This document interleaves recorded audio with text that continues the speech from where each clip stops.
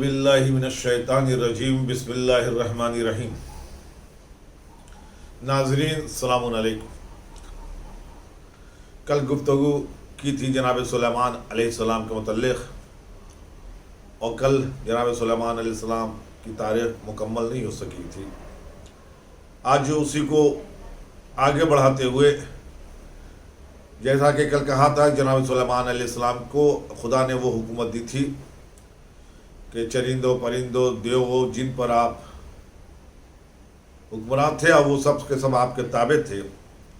اللہ نے آپ کے اوپر ایک اور عنایت کیا تھا کہ آپ جانوروں کی آواز اور پرندوں کی آواز سمجھ لیتے تھے اور سن لیتے تھے۔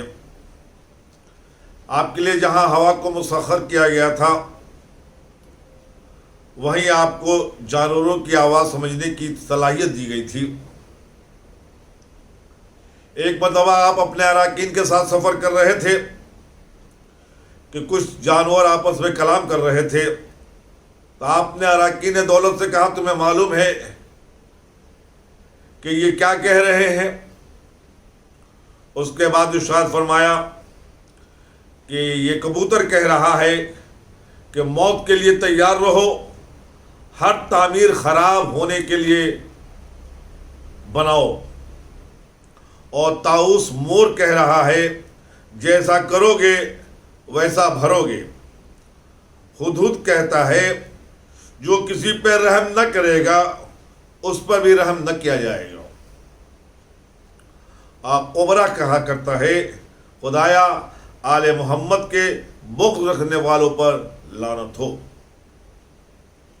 اسی طرح دوسرا واقعہ ہے کہ آپ وادی طائف میں وادی نمل سے گزر رہے تھے کہ آپ کے کانوں میں ایک چونٹی کی صدا آئی، جو اپنے قبیلے کی سردار تھی۔ وہ اپنی چونٹیوں سے کہہ رہی تھی کہ جلد سے جلد سوراخ میں چلے جاؤ، کہیں ایسا نہ ہو کہ جناب سلیمان کے فوج کے زیر قدم آ کے کچل جاؤ۔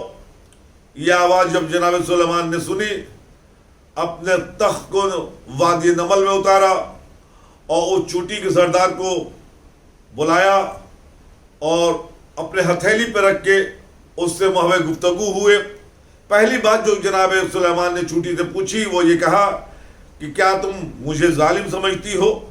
چوٹی نے برجستہ جواب دیا، آپ نبی اللہ ہیں، یہ کیسے ممکن ہے کہ میں آپ کو ظالم سمجھوں؟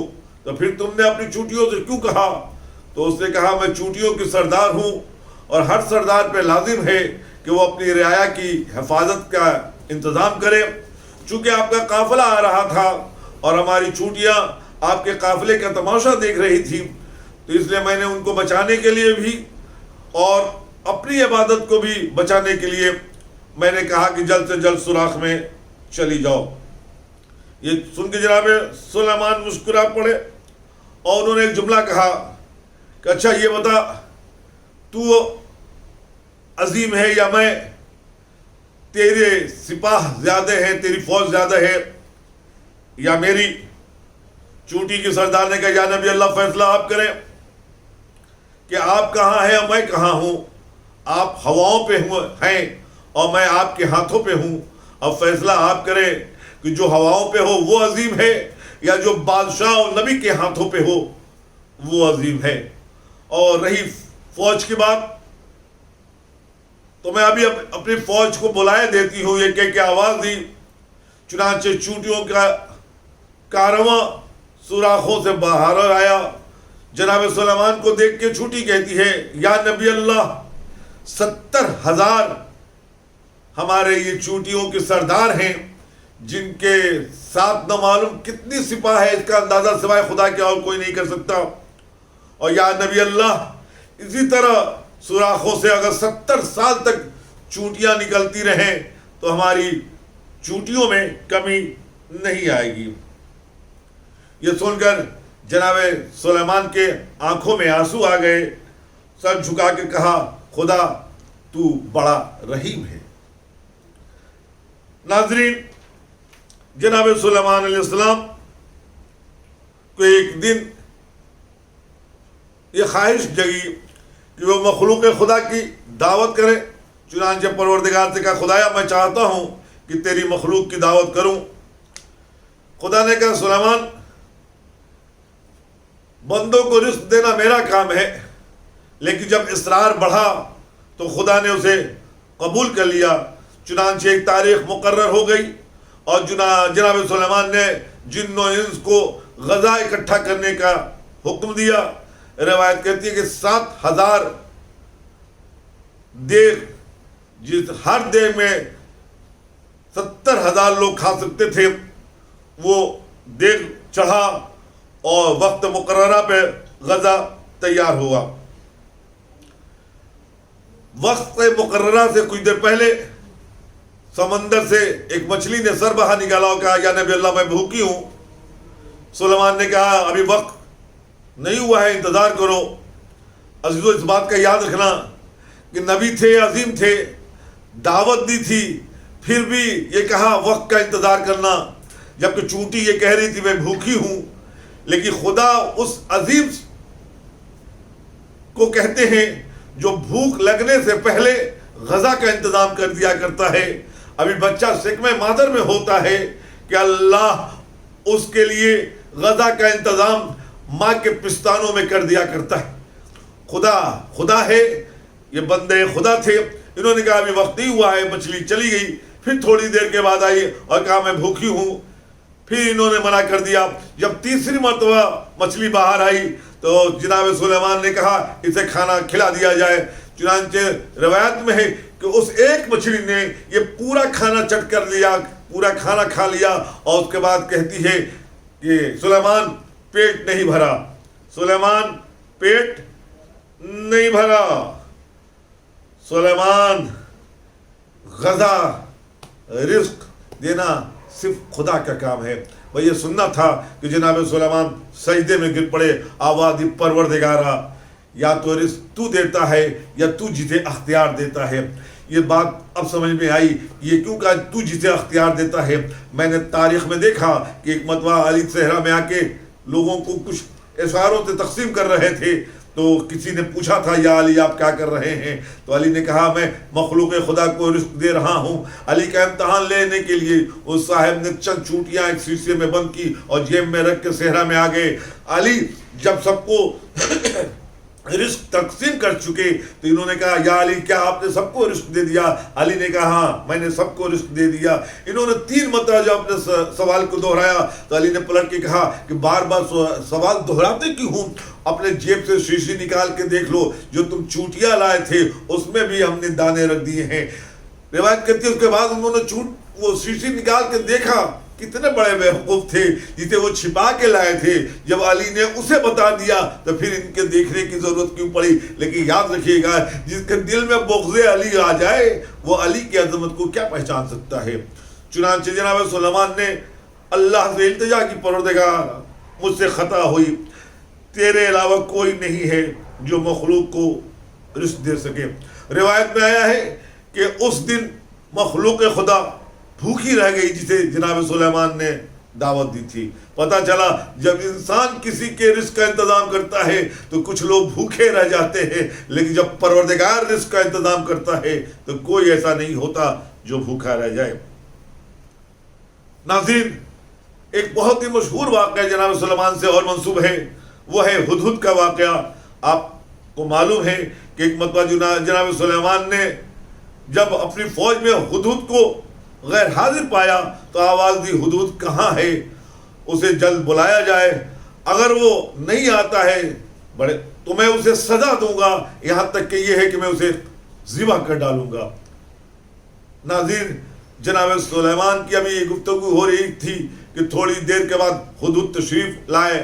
ہدہد آ گیا، جناب سلیمان نے وجہ پوچھی غیر حاضری کی تو ہدہد نے کہا میں ایک ایسے ملک سے آ رہا ہوں جسے ملک سبا کہتے ہیں، جہاں سرسبز درخت ہیں، نہریں جاری ہیں، اور وہاں ایک حسین و جمیل جسے بلقیس کہتے ہیں وہ وہاں کی حکمران ہے، وہ وہاں کی بادشاہ ہے، اور اس کے حسن و کمال کا کیا کہنا، اس کی سلطنت کا کیا کہنا۔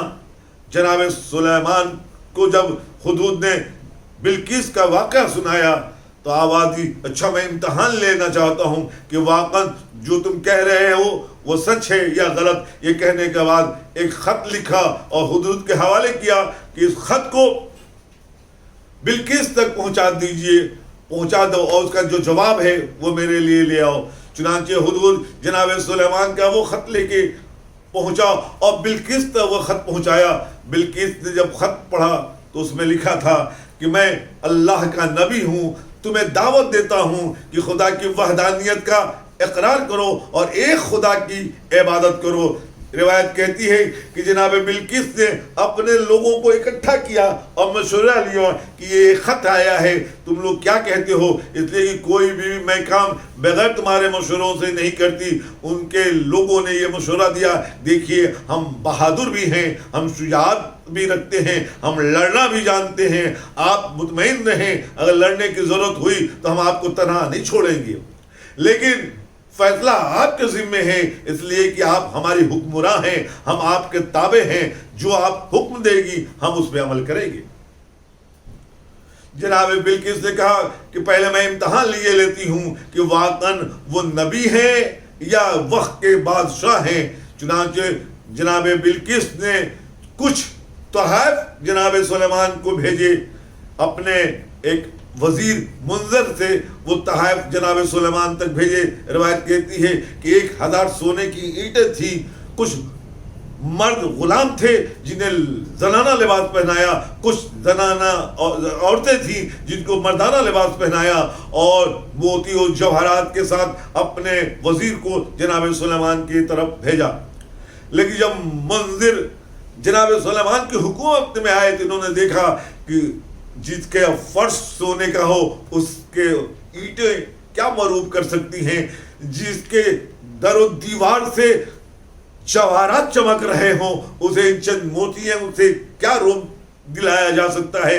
چنانچہ وہ خود شرمندہ ہوئے اور جناب سلیمان کے قریب پہنچے اور کہا کہ یہ ہماری شہزادی نے آپ کو تحفے بھیجے ہیں اور کچھ امتحانات ہیں. وہ امتحان یہ ہے کہ 2 موتی ہے، ایک موتی میں سوراخ پہلے سے موجود ہے جو ٹیڑھے ہیں. اب وہ کہا ہے کہ واقعا آپ نبی ہیں تو اس ٹیڑھے موتی کے سوراخ میں کوئی دھاگا ڈلوا دیں، اور دوسرا یہ موتی ہے اس پہ سوراخ کرا دیں. یہ سننا تھا کہ جناب سلیمان نے پہلے کہا یہ جنہیں تم زنانہ لباس پہنا کے آئے ہو یہ مرد ہیں، یہ جو مردانہ لباس میں ہیں یہ عورتیں ہیں. اس کے بعد موتی لیا، موتی لینے کے بعد ایک کیڑے کو حکم دیا کہ اس میں سوراخ کر دو. روایت کہتی ہے کہ اس کیڑے نے اس موتی میں سوراخ کر دیا. اس کے بعد چونٹی کو حکم دیا کہ اس سوراخ والے موتی میں دھاگا ڈال دو. چونکہ چونٹیاں جب بھی چلتی ہیں ایک قطار میں نہیں چلتی، ٹیڑھی چلتی ہیں. چنانچہ چونٹیوں میں سے ایک چونٹی نے دھاگا لیا اور اس موتی کے اندر پیرو دیا. جناب سلیمان نے وہ دونوں چیزیں منظر کو دے کے واپس کی اور کہا جا کے اپنی شہزادی سے کہہ دینا کہ وہ اسلام قبول کریں، وہ اللہ کی عبادت کریں، اور اگر نہیں تو پھر ہم سے جنگ کے لیے تیار ہو جائیں.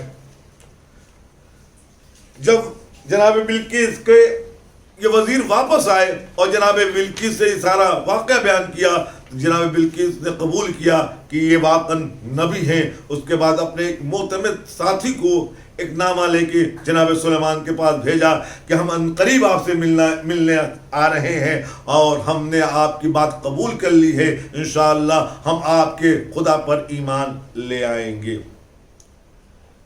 ادھر یہ خبر جناب سلیمان کو ملی کہ بلقیس آ رہی ہیں.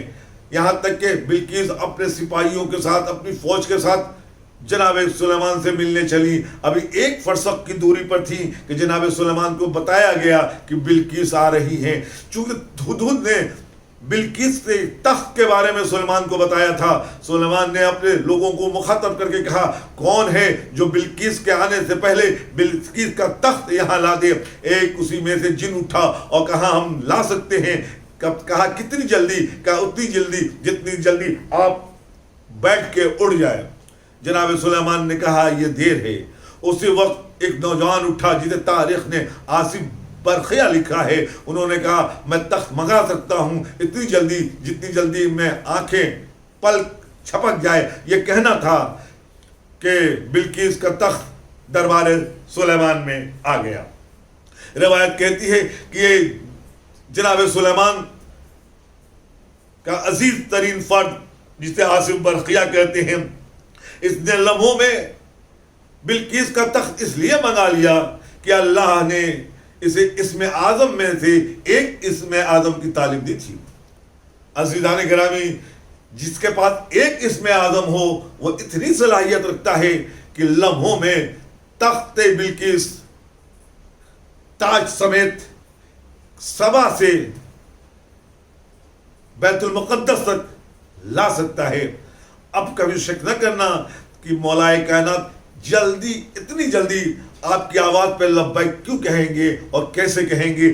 ایک اسم اعظم کا اگر استاد ہو جائے تو وہ آصف برقیہ بن جاتا ہے، جس کے پاس 99 اسم اعظم ہو اسے علی کہتے ہیں۔ اس لیے روایت ہے کہ آپ نے یا علی کہا، کہنے میں دیر ہے، علی کے آنے میں دیر نہیں۔ یہی وجہ ہے کہ خیبر میں رسول نے پکارا تھا، علی مدینے میں تھے، کیوں اور کیسے وہاں پہنچے؟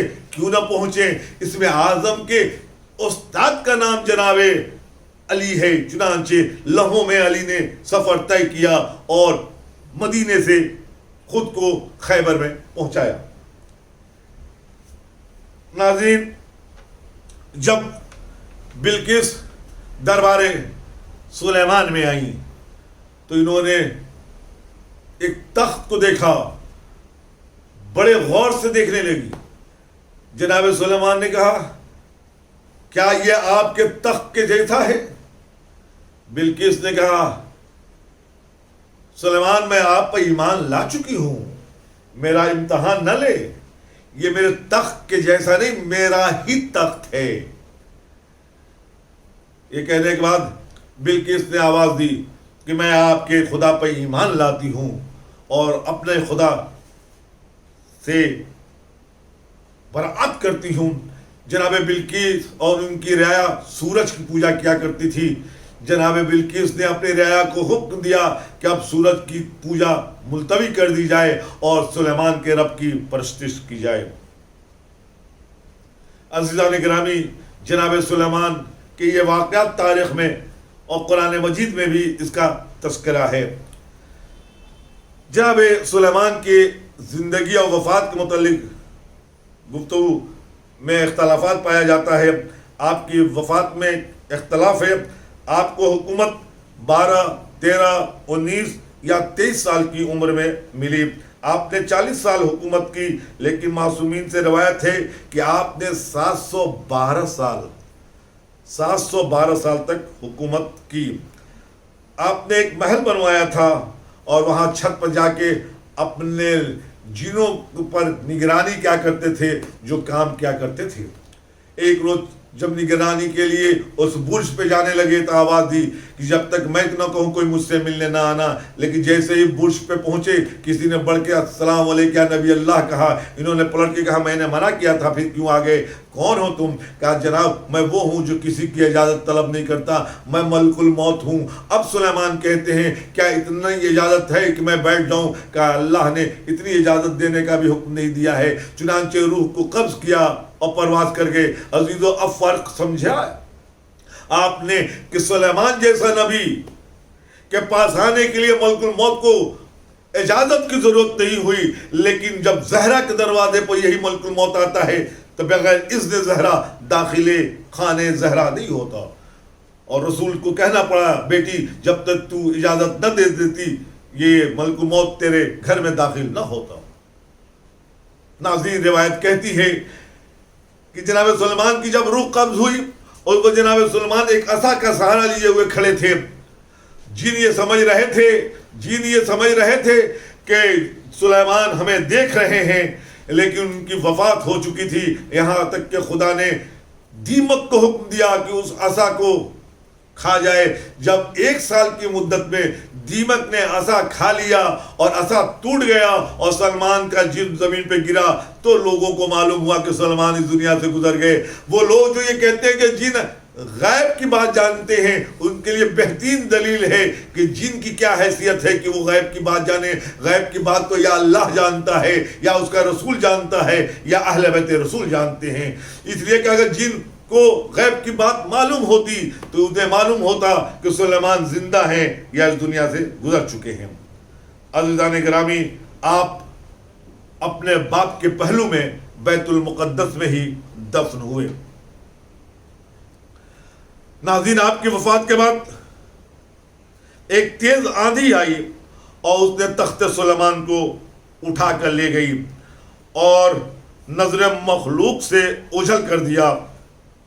کہاں چلی گئی پتہ نہیں، لیکن روایات میں ہے کہ جس طرح جنت شداد غائب ہوئی اسی طرح تخت سلیمان غائب ہوا، اور دونوں چیزیں ظاہر ہوں گی جب ہمارا 12واں مہدی دنیا میں آئے گا تو شداد کی جنت بھی ظاہر ہوگی اور سلیمان کا تخت بھی ظاہر ہوگا۔ ناظرین، حضرت سلیمان کے بعد سلیمان کے حکومت کا دائرہ سمٹ گیا، جن و پرند یہ سب آزاد ہو گئے۔ آپ کے وارث آپ کے فرزند بنے، جنہوں نے 17 سال تک حکومت کی۔ اس کے بعد ان کے فرزند حکمراں بنے جنہوں نے 63 سال تک حکومت کی۔ پھر ان کے فرزند آسا بن عالیہ بنے جنہوں نے 70 سال تک حکومت کی۔ اس کے بعد سینکڑوں سال حکومت جناب سلیمان کی نسل میں رہی، لیکن پھر یہ قوم بنی اسرائیل اپنے پچھلے عمل پر پھر گئی اور اللہ نے ان پر عذاب نازل کیا۔ ناظرین، جناب سلیمان کی یہ مختصر تاریخ جو میں نے آپ کے سامنے پیش کی، خدایا تجھے واسطہ ہے ان گزرتے ہوئے ایام کا کہ ہماری عبادات کو قبول فرما، ہمیں عبادت کرنے کی توفیق و سلیقہ عطا فرما۔ خدایا ہمارے والدین کو جوار رحمت میں جگہ عطا فرما، ان کے گناہوں کو درگزر فرما، ان کے درجات کو عالی سے اعلیٰ تر فرما۔ والسلام علیکم ورحمۃ اللہ وبرکاتہ۔